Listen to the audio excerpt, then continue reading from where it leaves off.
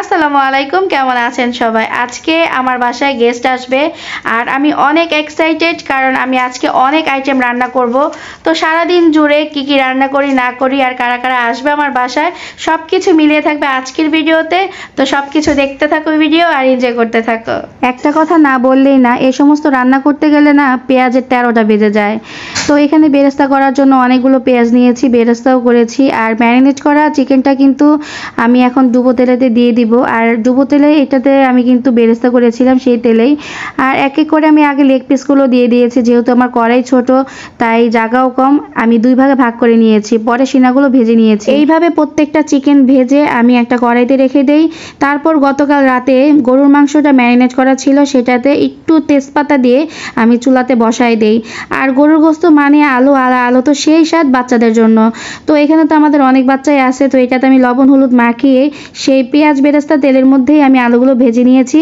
এরপর হচ্ছে রুই মাছ, রুই মাছটাতেও কিন্তু আমি একইভাবে ম্যারিনেট করে রেখেছিলাম এবং সেটাও কিন্তু আমি ডুবো তেলে ভেজে নিয়েছিলাম।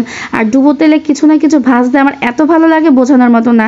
তারপর কিন্তু আমি এখানে বেগুনও ম্যারিনেট করে রেখে দিয়েছি, এটা জাস্ট খাওয়ার আগে একটু ভেজে নেব এর জন্য। এইদিকে বেগুন ভাজতেছি আর অন্যদিকে আমার ছোট চাচ্চু বেগুন দেখে সে মহা খুশি, সে বলতেছে বেগুন দিয়ে আজকে ভাত খাবে।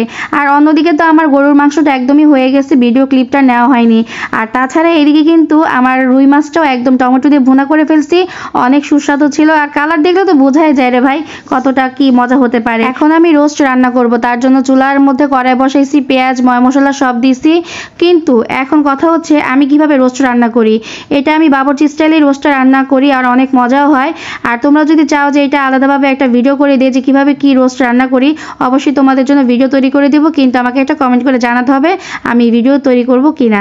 আর এইদিকে খাবারটা শেষ পাতে ডাল না হলে তো চলেই না, তার জন্য কিন্তু আমি এখানে ডাল ভুনা মাখিয়ে বসে দিছি। তাছাড়া বরাবরের মতো কিন্তু আমার ছোট বোন আবারও চলে আসছে আমাকে হেল্প করার জন্য, সে কিন্তু অনেক সালাদ তৈরি করছে, এখানে কাটাকাটি করছে।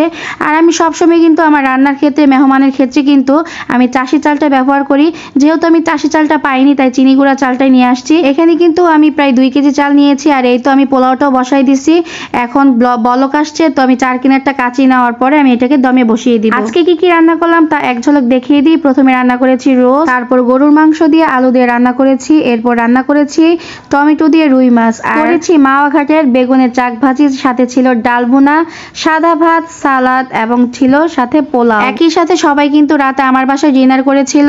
আর এখানে বড়দেরকে আগে বসায় দেওয়া হয়েছে, আর বরাবরের মতো কিন্তু আব্বু সবাইকে খাবার পরিবেশন করছে, সে কিন্তু খাবার বাড়াবাড়িতে ওস্তাদ।